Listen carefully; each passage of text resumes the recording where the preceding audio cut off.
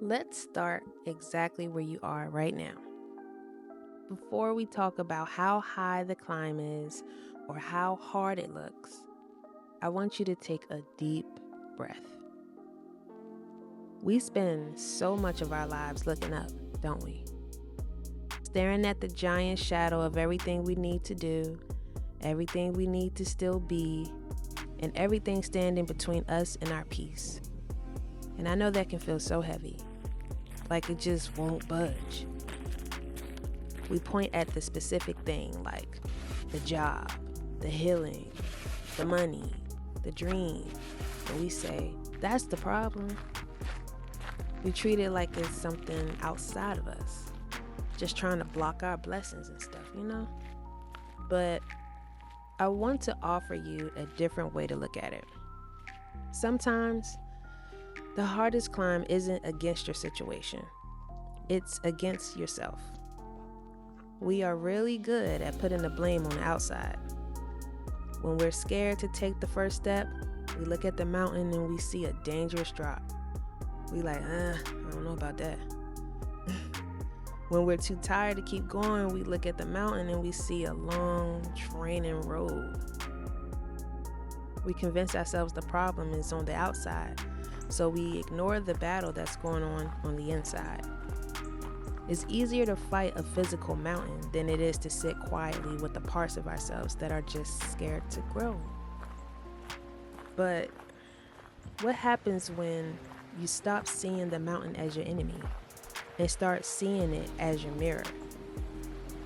What if the anxiety you feel isn't about how steep the climb is, but just you getting in your own way? What if the size of the challenge isn't meant to crush you, but to show you how powerful you actually are? You see? You're not just a climber fighting against the rock. That mountain is you. You are the solid ground. You're the rough path. You're the deep forest. And you are the highest peak. Every single part of this journey is just a piece of your own beautiful, complicated self, waiting to be explored and accepted. When you realize you are the mountain and the person climbing it, I swear the whole game changes. The goal is no longer to conquer something outside of you. The goal is simply to own the space you already taken up. Climbing yourself is quiet, internal work. It's lonely.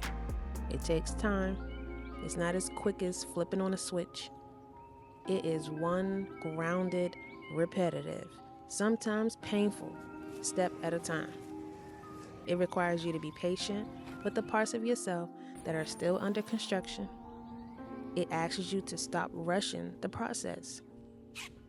You are allowed to set up camp. You're allowed to rest in the valley. You don't have to live your entire life at the top to be valid. You're not behind. You are simply walking your own path at the perfect pace. You have everything you need to get through this. I mean, after all, you built it.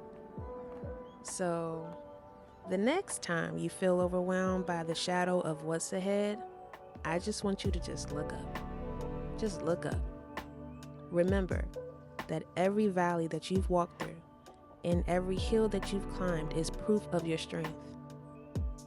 You don't have to fight this mountain. You just have to be willing to climb it because you're the path and you are already the highest peak. Be patient. Breathe. Because you are exactly where you're supposed to be. Take care.